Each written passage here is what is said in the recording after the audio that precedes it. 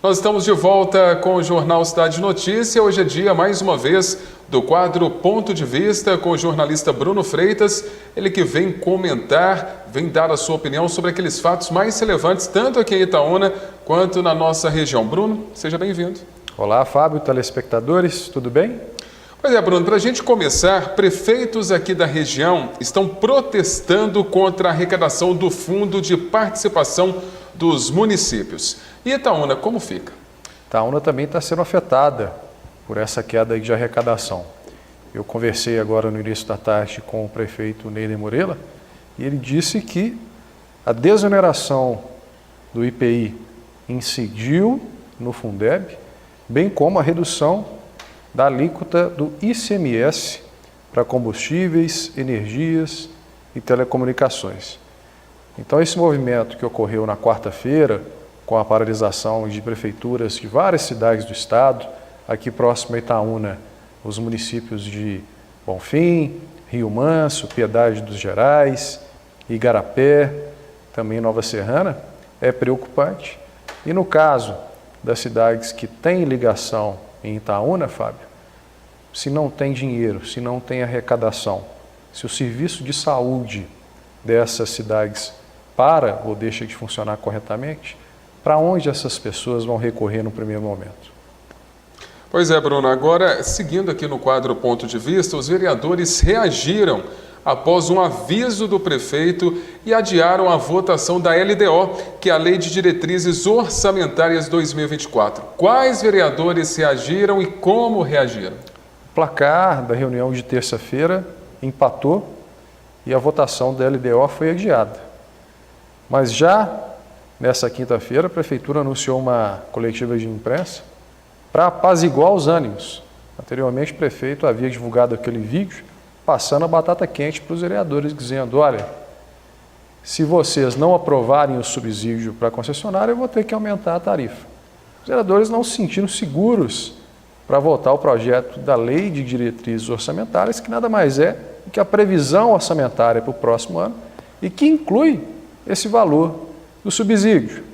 Pois bem, nessa coletiva foi aí apresentado um consenso em que a Prefeitura se compromete a estabelecer condicionantes de qualidade do transporte coletivo. É aquela garantia que eu apontei no último quadro que faltava, porque como que você vai aprovar um projeto de lei que passa dinheiro público para uma empresa se não há nenhuma garantia de retorno? Ô Bruno, mas eu fico pensando aqui, até falei na última edição do Jornal Cidade Notícia, não tem que ter subsídio, minha opinião, tá? Sei que você que dá a opinião aqui, mas eu vou dar minha opinião. Não tem que ter subsídio, não tem que ter aumento de passagem, tem que ter uma quebra contratual e muitas pessoas comentaram ontem em nossas redes sociais, mandaram um WhatsApp que realmente é isso. Se a empresa não consegue prestar um bom serviço, não tem que ficar passando a mão na cabeça deles, não. Eles irem embora mesmo, deixar a porta aberta para que outra empresa possa entrar aqui e prestar um serviço de qualidade. Isso está virando uma novela, uma brincadeira com a cara da população. Nós só chegamos a esse ponto porque nenhuma decisão foi tomada, como já falamos várias vezes anteriormente. Com esse consenso, tudo indica que o subsídio vai ser votado pela Câmara e agora será aprovado.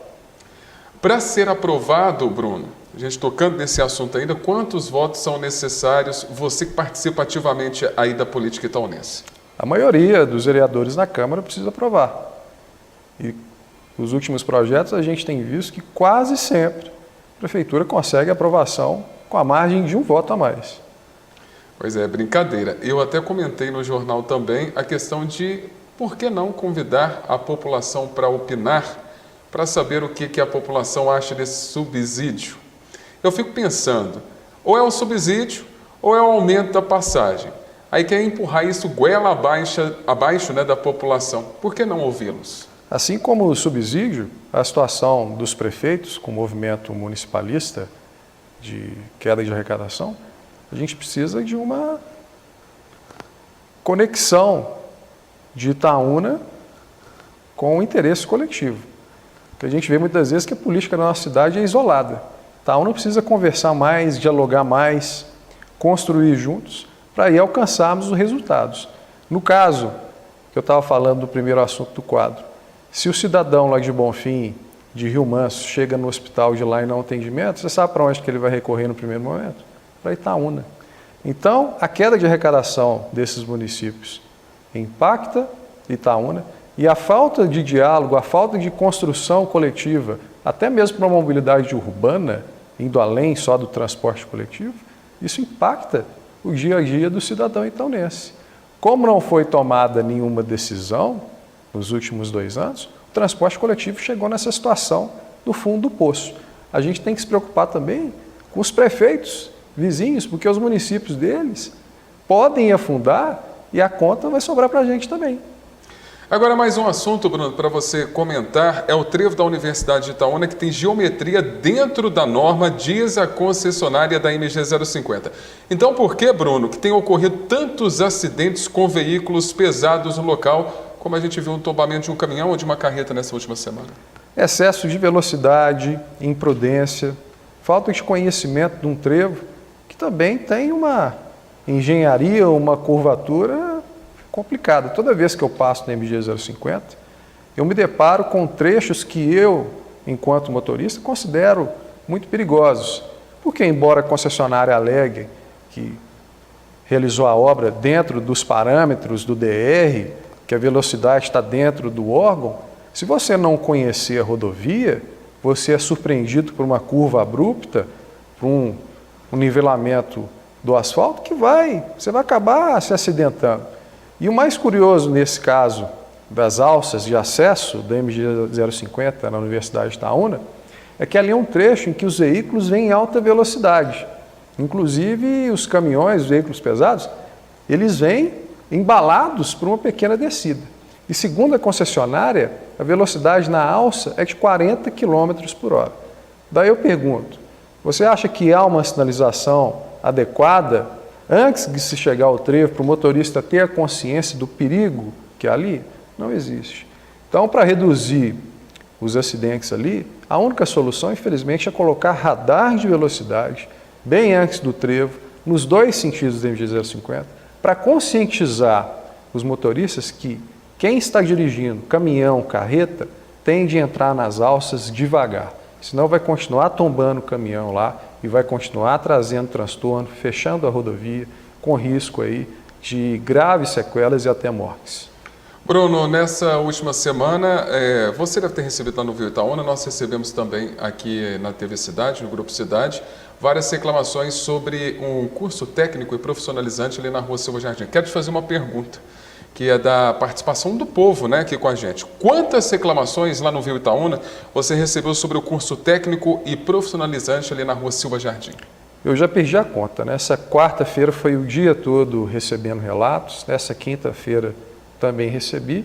A empresa alega que está passando por um processo de mudança, que está atendendo, já deu a sua versão dos fatos, né? E toda essa história surgiu, Fábio, depois que nós publicamos uma primeira matéria com um relato de alunas insatisfeitas com a estrutura do curso, né?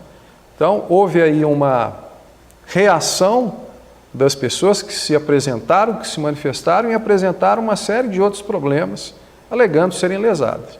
Então, eu acho que agora que já foram apresentadas versões de alunos e versões da escola que já se posicionou publicamente, a gente deve cobrar também um posicionamento da Secretaria de Estado de Educação e do Ministério Público.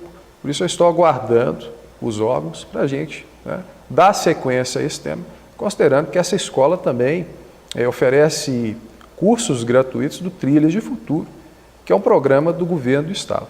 Então a imprensa está fazendo a sua parte, reportando os fatos. É claro que pode desagradar a escola, mas esse é o trabalho da imprensa, nós atuamos de forma profissional.